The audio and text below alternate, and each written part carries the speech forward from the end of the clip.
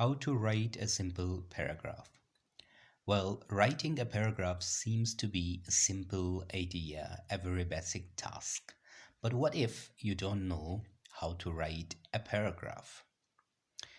Well, in this lesson, I'm going to discuss what is a paragraph, what is the valid structure of a paragraph, and what are the basic elements of a paragraph.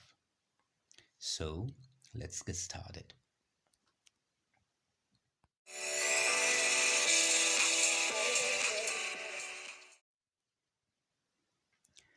What is a paragraph?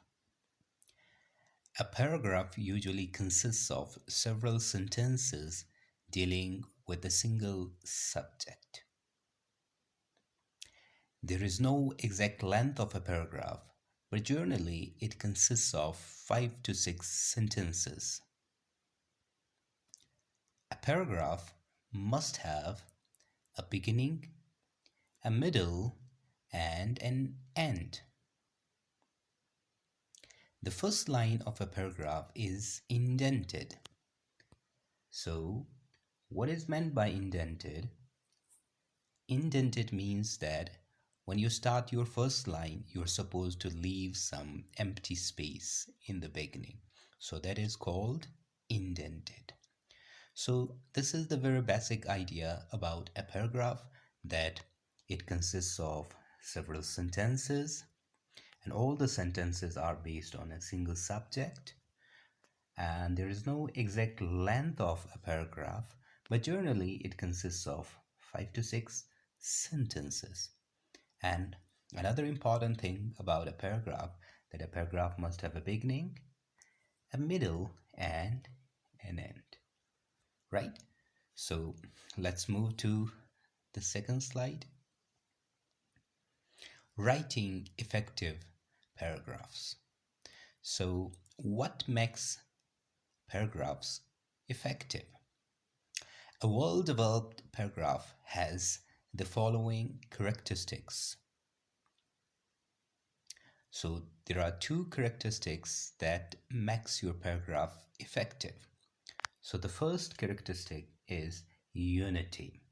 The paragraph must focus on one topic. Each sentence should support the main idea. So your paragraph will be effective if it has unity in it. Now, what is meant by unity? That the focus of the paragraph should be on a single topic, and rest of the sentences should support the main idea, right? So the second element that is important to make a paragraph effective is coherence, right? So all the sentences relate to one another. They are connected and there is logical flow of ideas. So remember that coherence is very important in writing. So if you wish to make your paragraph effective, remember that you should develop cohesion and coherence in it. Now, cohesion and coherence is all about flow of ideas, that your ideas should be linked, they should be related, and they should be connected with each other. So let's move to the next slide. The three basic elements of a paragraph. So far we have talked about the definition of a paragraph, and we have talked about how to make an effective paragraph. Now, what makes a paragraph? So there are three basic elements of a paragraph. So the first basic element is the topic sentence. Now, what is a topic sentence? It is the first sentence in a paragraph that introduces the topic. It tells what the paragraph will explain about the topic. So remember that your paragraph starts with a topic sentence. Whatever you write in the beginning introduces the topic. It tells something about the topic, and further it is going to give a clue that what the topic will be about. For example, Here I've got a topic, my favorite pet, right? So let's make a topic sentence on it. There are many pet animals, but I like dogs. So this is a single sentence and it tells something about the topic. Remember that the topic sentence is actually a sentence about the topic. So what is the topic? Pet. All right. So do we have the root word here in this sentence? Yes, we have the root word pet. All right. And we have another similar word related to it, dog. So we have the main subject here in the first sentence. So that means that the first sentence is about the subject, right? So your first sentence is called the topic sentence and it should reflect your key topic.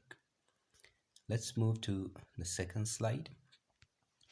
All right, so the second important element you need in your paragraph are supporting sentences. So as the term suggests, supporting means helping, all right? So supporting sentences are the middle sentences in a paragraph. They provide more information or more detail about a topic. So supporting sentences comes after topic sentence. So supporting sentences appears in the middle of your paragraph. All right, and it provides more information or more detail about your subject or your topic. There should be at least 3 supporting sentences in a paragraph. Now, this is not a rule of thumb, all right, but ideally there should be 3 supporting sentences in a paragraph, right? Let's consider the same example. I started with the topic sentence. Now here I've highlighted the supporting sentences in different colors. Let me read it out. There are many pet animals, but I like dogs. They are quite friendly and loyal to their master. They also they are also helpful as they protect us from strangers and thieves. They also give us company and entertain us as I usually play with my dog. Indeed, dogs are friendly, loyal, and helpful pets. Now, the highlighted sentences in the middle are examples of supporting sentences.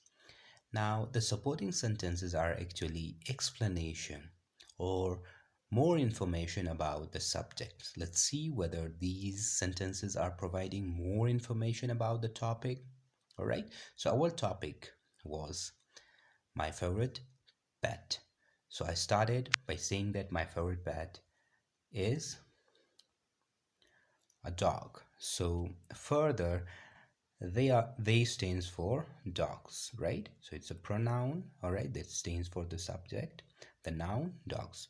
They're quite friendly and loyal. So we have got 1 point about uh, dogs, that they are friendly and loyal, and second point that they are helpful, all right, and the third point that they accompany and they entertain us, right? So as I mentioned here, there should be 3 supporting sentences. So here I see that I've listed at least 3 supporting information about my key subject. That is, dogs are friendly and loyal, they're helpful, and they give us company and they entertain us. So these are the 3 points that further elaborate or explain my key subject. So the key job of supporting sentences are to give more information about the topic. Now moving to the next slide. The concluding sentence. So concluding sentence is the last sentence in a paragraph. All right? It repeats the topic sentence in different words, or it summarizes the main points. So the concluding sentence appears in the end of the paragraph. What role it performs? It actually summarizes the main topic and it repeats what you have said in the beginning. All right? Okay, so here goes the complete paragraph. There are many pet animals, but I like dogs. They're quite friendly and loyal to their master. They are also helpful as they protect us from strangers and thieves.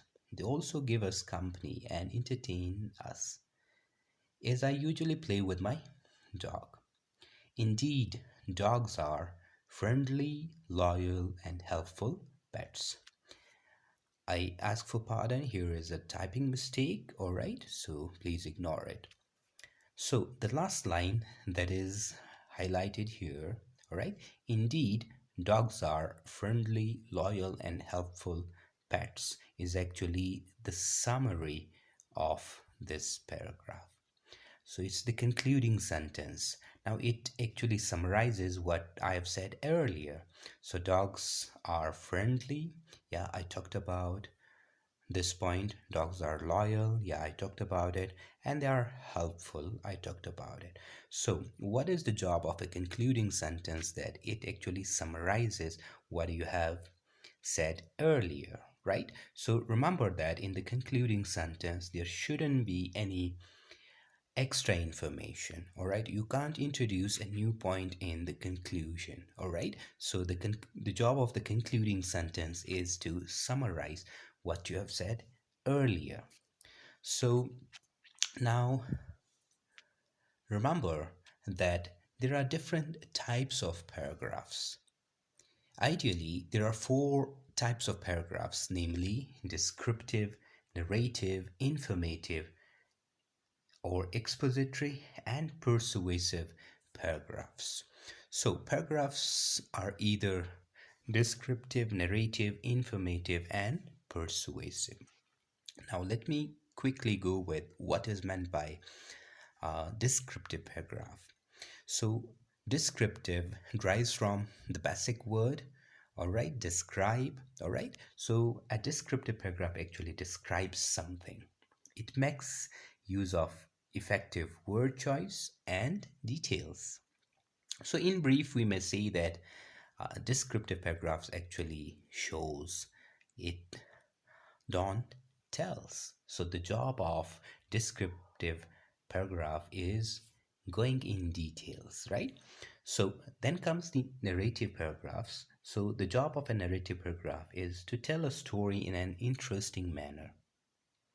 It includes transition to progress point from one point to another. So what happens in a narrative paragraph? It's all about telling a story in an interesting manner.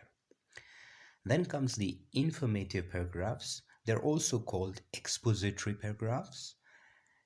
So it gives us information or explains something. So we have the root word expose here. So the meaning of expose means bringing to light. All right. So let's say there's something is hidden, your audience doesn't know about it, and you're going to tell more about it. So that means that you're giving them information or you are explaining something. Then comes the last one, the persuasive paragraphs.